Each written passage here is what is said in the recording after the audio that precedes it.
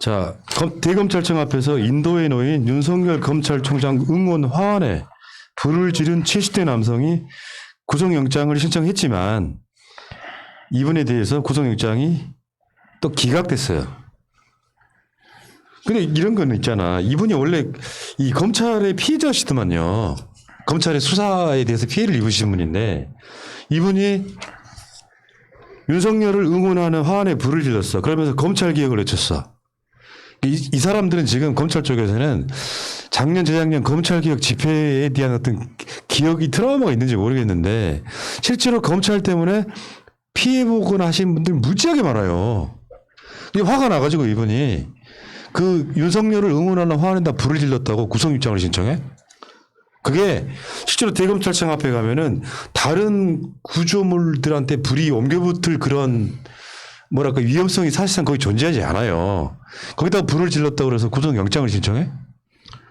이거 유죄 인정돼도 사실 벌금 300에서 500 사이로 나오기가 쉽거든요. 구속할 만한 사건이 아니에요. 물론 이제 이런 쪽으로야 벌금 50만 원 이상이 해당되면 구속영장을 청구할 수 있는 건 맞는데 뭐 사람들 많은 사람들이 본 데서 불을 지른 사람이 뭐 증거를 인멸을 하겠어요? 뭐 어떻게 하겠어요? 그렇다고 해서 이 사람이 뭐 주거가 일정하지 않은 것도 아닌 것 같고. 근데 제가 봤을 땐 그래요. 이거 불을 질렀다고 영장을 청구한 게 아니라 검찰 개혁을 외쳐서 영장을 청구한 게 아닌가. 그러면 내가 이해가 간다 조금. 여기 또 이제는 그 화환이 소유가 이게 보니까요 윤석열 총장으로 돼 있더라고 이름이요 법적으로 그렇죠. 그래서 이렇게 윤석열 총장 거에 대한 그 소유에 대해서 해서 더 검찰이 그러지 않나 생각하고 있거든요. 저는. 문제는 그런 거죠. 뭐 소뚜껑 보고 놀란 것은 뭐 자라보고 완판되구나. 자라보고 놀란 것은 소뚜껑 보고 놀란다고. 윤석열 입장에서는 굉장히 좀 신경이 거슬리는 이런 사람이었단 말이에요. 그러면 영장 청구를 해버리는 거야. 아니 그렇잖아요. 이분 자체가 잡혀서 뭐 죄송하게 됐다 반성도 하는 상황이고 그렇다고 이런 범죄의 우려가 있는 사람도 아니고 뭐 똑같은 동종 전과가 있는 것도 아니고 이런 상황에서 윤석열이 관심 있게 볼 것 같으니까 구속영장 청구하는 이런 짓 하는 거죠. 차라리 순댓국 한 그릇 사주는 게 낫지 않을까 마음을 치유하면서 그러면 미담이 나올 수 있었겠네요. 또 이렇게 데리고 가가지고 아유 할아버지 왜 그러셨어요? 하면서 순댓국 딱 먹고 그러면 그 사진 딱 찍어가지고 내놓으면 미담이 될 수도 있었겠네. 그렇게 해야지. 기회를 놓쳤네. 기회를 놓쳤네. 할아버지 피해를 봤다 칩시다. 지금 검찰은 국민을 위한 검찰인데 그 취임새가 되게 독특한 사람이에요. 그러니까 뭐 이런 건데. 그랬으면 이번에 확 올랐을 건데 참 정치를 못해요. 야, 지금은 사실 정경심 교수 이 부분도 그렇거든요. 대법원 확정 판결까지는 이명박은 안 그랬어? 되게 풀어놓고 확정 판결까지는 유죄 인정하지 않는 추세예요. 특별한 경우를 제외하면. 근데 이 구속영장 청구가 남발되고 있는 거죠. 정경심 교수도 마찬가지예요. 뭔 증거인멸의 우려. 그렇게 따지면 지금 구속이 안 된 상태로 뭔가 재판받고 있는 사람들은 다 증거인멸 우려가 있는 거지 사실. 안 그래? 증거인멸의 우려를 그렇게 너무 남용을 하게 되면 검찰이 굉장히 무능하다는 뜻이군요 사실. 1심 재판이 끝날 때까지도 아직도 증거로 나오지 않은 무언가가 있다라는 거기 때문에 게다가 뭐 증거 인멸될 수 있는 증거가 있다든지 예를 들어서 뭐 증인을 회유할 수 있다든지 뭐 이런 부분 때문에 뭐 증거 인멸의 가능성이 있다 뭐 이런 식으로 이야기할 수도 있을 것 같은데 그 판결문을 읽어본 사람으로서 증거 인멸될 가능성은 없습니다. 저는 자신 있게 이야기합니다. 증거인멸이 아니라 난 판사를 인멸해야 된다고 생각해. 오히려 증거인멸은 검찰이 하고 있죠. 예. 정경심 교수님한테 유리한 증언을 했다는 이유만으로 위증으로 수사하겠다. 이게 무슨 말입니까? 오히려 증거인멸을 하고 증인을 회유하고 있는 거는 검찰이 아닌가 하는 말을 하는 사람들도 있더라고요. 저는 그렇게 생각하지 않는데. 그 과정에서 지금 김태우 전 청와대 특감 반원 이 사람이 사실은 어떤 구조가 있었냐면 뭐 골프 접대에 만든다든가 뭐 그런 식으로 해가지고 비위가 있어서 여기서 감찰을 받던 중에 열받네 하고 지금 자기가 했던 그 업무를 폭로를 해버린 거잖아요. 그러면서 이제 악의적으로 조국 장관 등을 몰고 들어갔던 바로 이 사건. 여기에 김태우의 공무상 비밀 누설 혐의 4개가 유죄 인정됐는데 집행유예가 나왔어요. 징역 1년, 집행유예 2년. 이러면 또 빡치더라고. 국가 기능을 흔들어도 징역 1년에 집행유예 2년. 이 더 열받는 게 뭔지 아세요? 앞으로 김태우는 청와대 특감반이 될 가능성이 없어요. 그러면 이 집행유예라고 하는 게 김태우가 비슷한 범죄를 저질렀을 때 가중처벌하는 일종의 경고 같은 거거든. 집행유예라는 게. 근데 국가 기능의 위험을 초래해서도 징역 1년에 집행유예 2년인데 사실 뭐 복잡하게 판결문을 꼬아놨습니다만 사실상 표창장 위조 한 건으로 실형 징역 4년을 때리는 게 이 정당한 나라예요?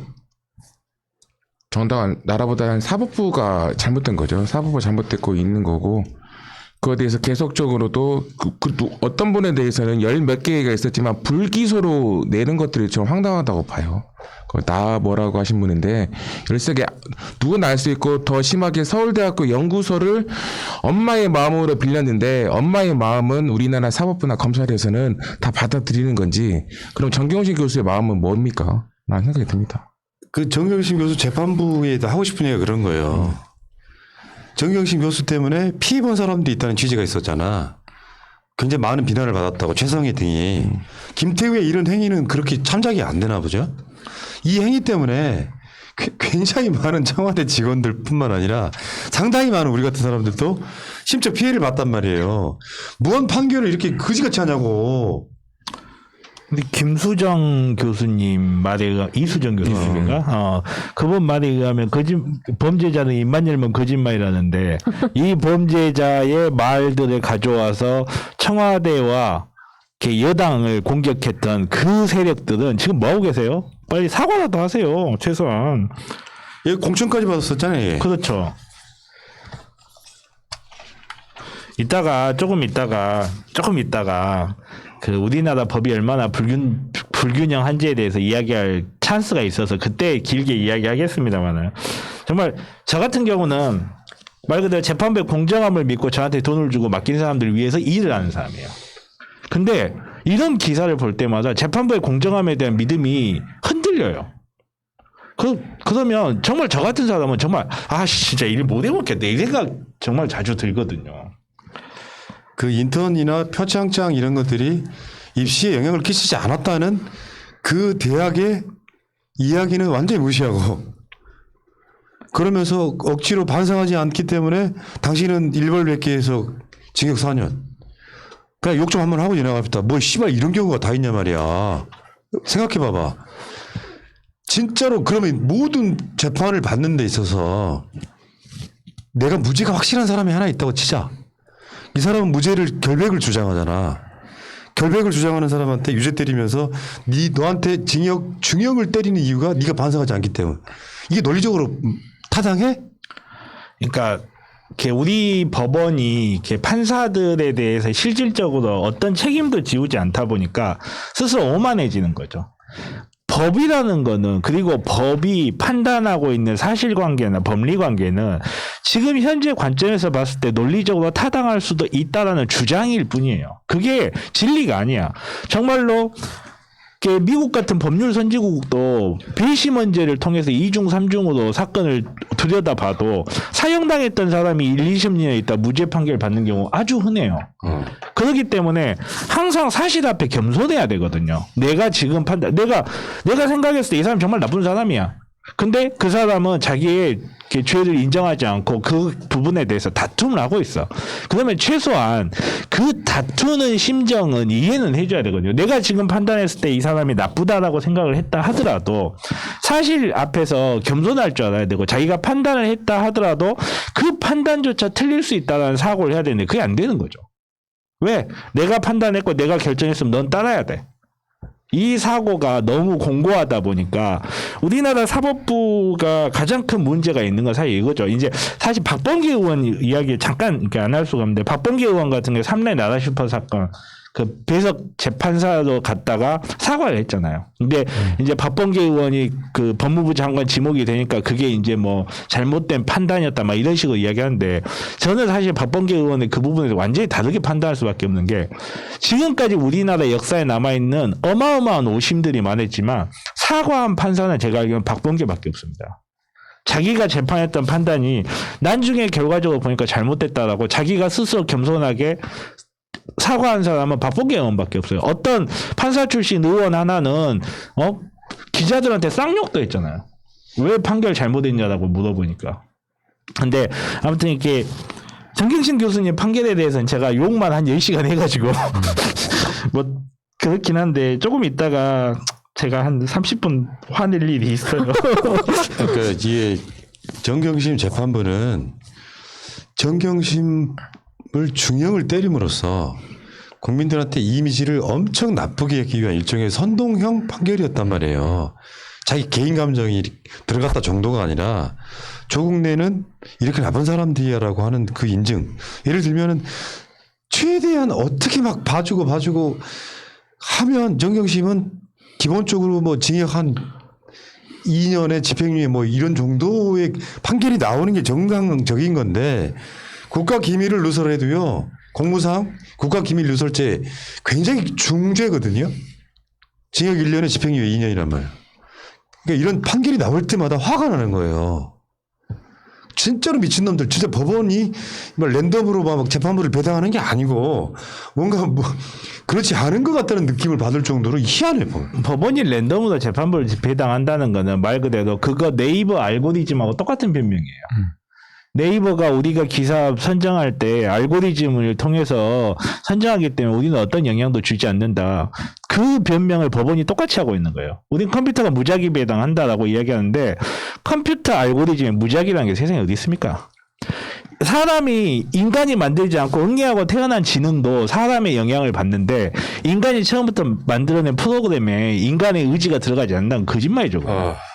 그거는 그리고 아예 사실 재판부마다 앞에 표시가 있어요. 예를 들어서 뭐 언론 사건, 뭐 강력 사건 해가지고 그 재판부에 좀 비중을 두고 사건을 분배를 하는 그런 표시도 있고.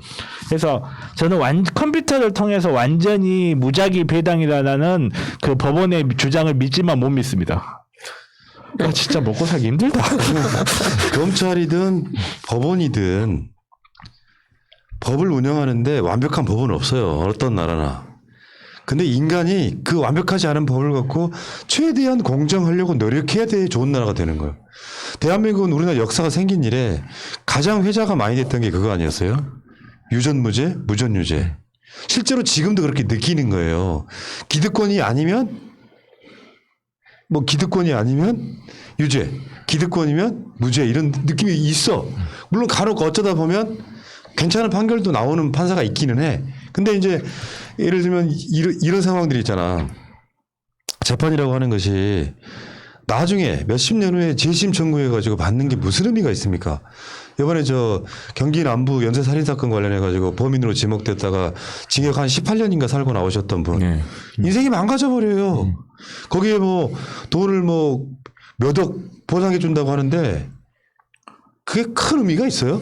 감옥 생활을 거의 한참 젊었을 때 감옥 생활하고 나와가지고 노년 다 돼가지고 사회나와 생활하는 게 기자들의 사고방식이라는 게 정말 우려가 된다는 거죠. 세월호 사고 났을 때 그날 사고 난 날 MBC에선가 나온 보도가 그거였어요. 보상금 얼마 받는다. 보상금 몇 억 받는다. 이걸로 깔아버려. 한 사람이 죽고 한 사람이 인생이 망가졌는데 그걸 그냥 돈으로 환산해갖고 언론에다 내놓고 있는 거야. 이게 근데 언론에서만 있는 사고방식이 아니라 우리 사회에 상당히 많이 깔려있는 사고방식이라 정말 걱정이 될 때가 있죠. 걱정이 될 때가 있는데 정말 가래 끊어버리죠. 야 진짜 아무튼 이 두 가지 판결 내용 봤고요. 여기까지 합시다. 정경심 교수님이 아프시다고 하더라고요. 아플 때도 됐죠 이제. 빨리 보석으로 좀 냈으면 좋겠고. 보석 전망은 어떻게 될까요? 의사 출신 변호사 필요합니다.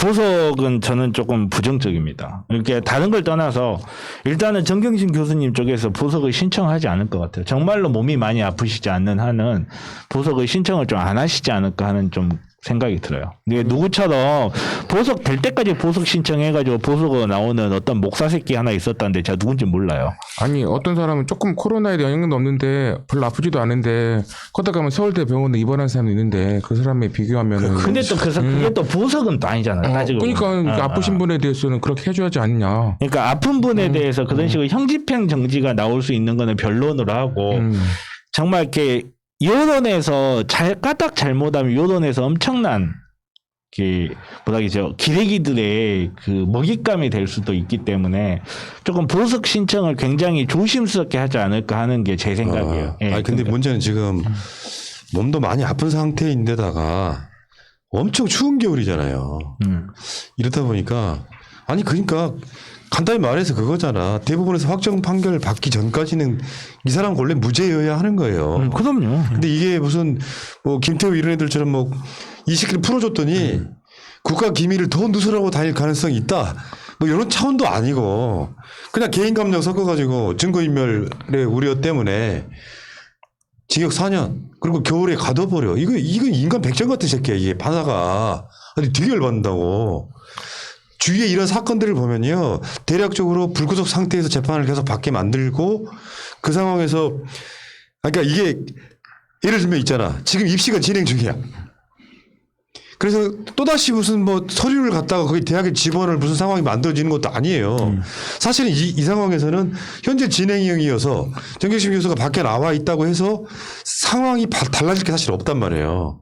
그러면 대법원 확정 판결 전까지는 풀어줘야죠. 이게 말도 안 되는 거잖아. 아이고 이게 무슨 강력 사건도 아니고 이게 무슨 나라를 뒤흔든 뭐 국기문란 사건 그런 것도 아니고 이게 무슨 엄청 뭐 강력 사건이라든지 뭐 어마어마한 이익이 걸려가지고 막 수천억 수백억을 해먹고 뭐 피해자들은 뭐 피해 회복도 안 되고 있는데 뭐 검찰에서는 사건 무마해버리고 뭐 이런 사건도 아니고 자, 판결문을 보고 있으면요 정말 나도 좀 읽다가 그냥 던져버렸지만 예전에 왜 TV에 전두환이 나오면 테레비 깨버리고 싶은 그런 느낌 있잖아. 정말 아유 그러니까 법이란 이름하에 그 법이란 미명하에 자행되고 있는 일종의 국가폭력이에요. 전 그렇게 봅니다. 국가폭력이죠. 예. 여기까지 하겠습니다.